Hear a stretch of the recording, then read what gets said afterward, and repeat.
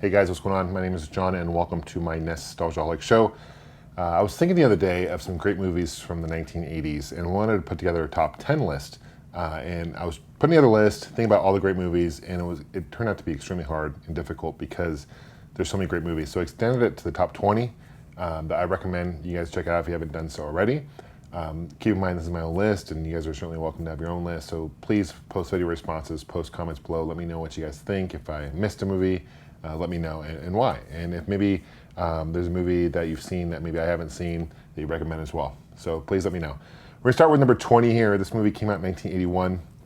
It's directed by Sam Raimi. He later on went to direct the Spider-Man trilogy. Did a great job doing the Spider-Man trilogy. This movie is the first of series. It's called The Evil Dead. And it's a great kind of a horror movie. It was very low budget when it first came out. I think $300,000 to $400,000 to make. Did pretty well. It's a cult classic for sure.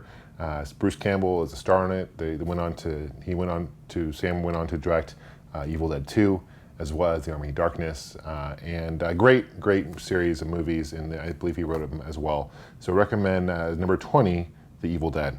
Number 19 is a movie that came out in 1980, and it's also considered part of the horror genre of movies. Again, started a whole franchise of movies. And they went on because of the success of Halloween by Carpenter. He did Halloween. They decided to work on this movie, and it's called Friday the 13th. It's featuring Jason as the bad guy. I remember the end of Friday the 13th really surprised me. I thought it was a very cool ending. And it features Kevin Bacon, is actually a very young Kevin Bacon is in this movie as well. So if you haven't seen the original Friday the 13th, I certainly recommend checking it out. It seems like these horror movies back in the 80s are either camping or in their woods. Something's going on. So with both Evil Dead and Friday the 13th, they're both kind of in the middle of nowhere, and things start happening bad. People start dying, all that good stuff. So number 19 on my list is Friday the 13th. Number 18 on my list is a movie that came out by John Hughes. John Hughes is director of many great movies in the 80s, and this is the first one on my list that I'm going to mention. And it's called Weird Science. Anthony Michael Hall starred in it, and basically the premise of the movie, it's a comedy. These kids who parents are away decide to create the perfect woman. So she's kind of think of like a modern day Frankenstein, so to speak, but it's super funny. Soundtrack is awesome. Love these John Hughes movies for sure. Definitely recommend Weird Science. That's number 18 on my list. Number 17 on my list is a movie that came out by James Cameron in 1984. Featured Arnold Schwarzenegger. I'm sure you guys know what I'm talking about already. If you don't, I'll tell you just in case. Terminator, the original Terminator. What's interesting about this movie, though, is Arnold, who is the Terminator, is actually a bad guy in this one, whereas in Terminator 2, he's kind of helping Sarah Connor and her son out, so John Connor.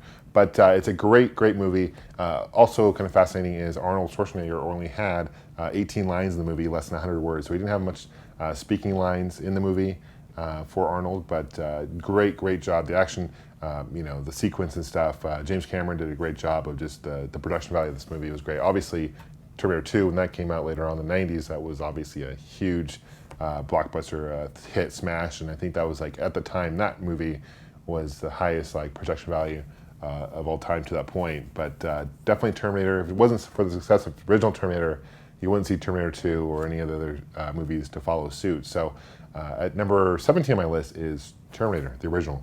Number 16 on my list is a movie that came out. It's kind of an adventure movie. I guess it would fall in that genre. It came out in 1981. It's called Time Bandits. It's basically a kid named Kevin. He kind of encounters these dwarves into this fantasy world. He gets sucked into this fantasy world, and there's skill and adventure to defeat evil. But I remember being blown away at just the kind of special effects in this movie. The story is kind of a fantasy adventure story. Definitely check out Time Bandits. That's number 16 on my list. Number 15 on my list stars Al Pacino. Definitely a must-see. Came out in 1983. It's called Scarface. Say hello to my little friend.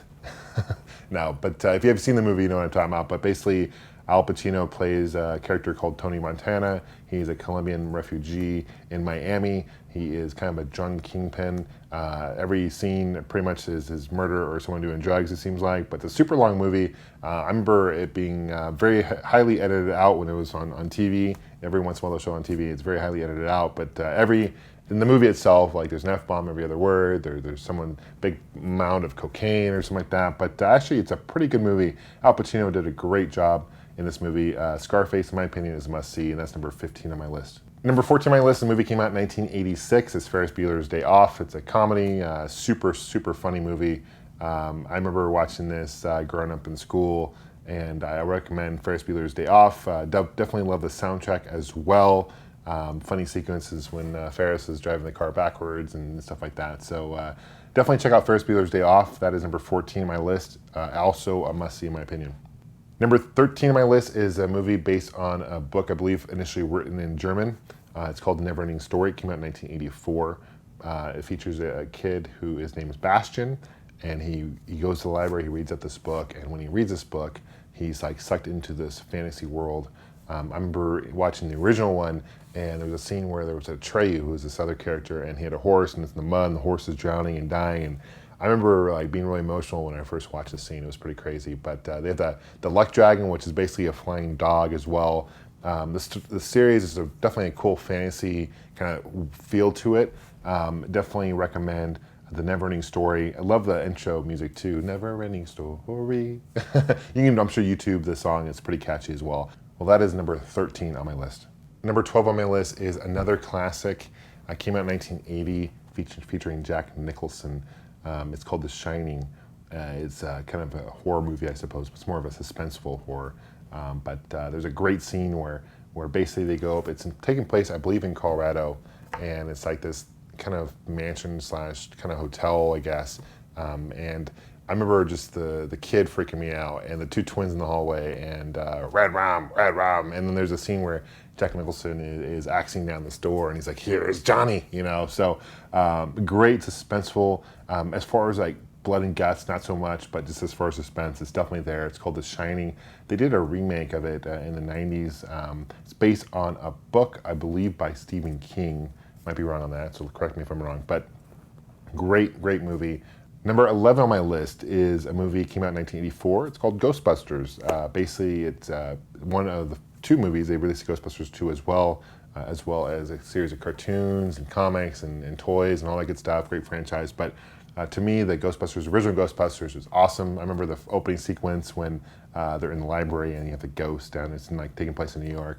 So basically, these group of guys go out and fight ghosts. And really cool. It's kind of a funny movie. There's parts of Ghostbusters that are just really funny, and then there's some more serious, almost like it's got some horror aspects of it as well, kind of scary moments as well in the movie. But Ghostbusters is definitely one to watch. One of my favorite scenes in the movie is with the Stay Puft Marshmallow Man, big, huge marshmallow guy who blows up into a large creature, almost like Godzilla size, and he's walking in New York, and they're trying to defeat him. So it's a pretty funny movie in that regard as well. So that is definitely number 11 on my list. That's Ghostbusters.